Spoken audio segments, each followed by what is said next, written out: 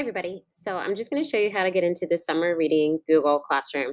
So you're going to go to Google and you're going to go to Google Classroom, or you're going to come up here and type in classroom.google.com and it'll take you to Google Classroom. Then you're going to click the plus button and it's going to ask you to join a class or create a class. You're going to join a class. Then you're going to type in your class code that is for your grade level. You're not going to use the class code that I'm typing in unless you're a freshman. Make sure you're using the class code that goes with your grade level. Then you're going to click join. Now, all the Google Classrooms are set up exactly alike. So this is what you'll see.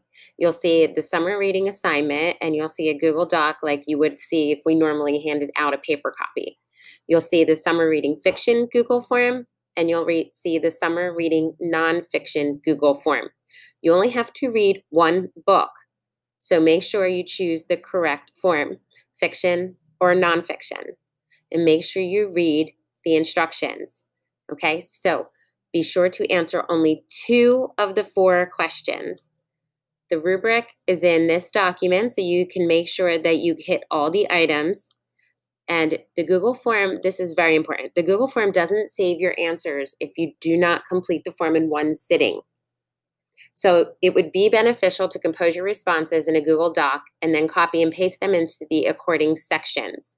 Remember, you only have to answer 2 of the 4 questions. If you accidentally submit your form before you're ready, simply complete a new one. It's that simple.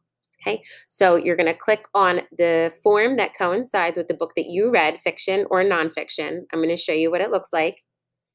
And that's it. These items with the red asterisks are required items to make sure that we have the information that we need in order to give you credit for your summer reading.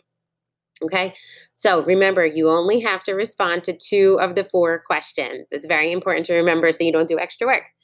All right, so good luck, guys. Have a great summer.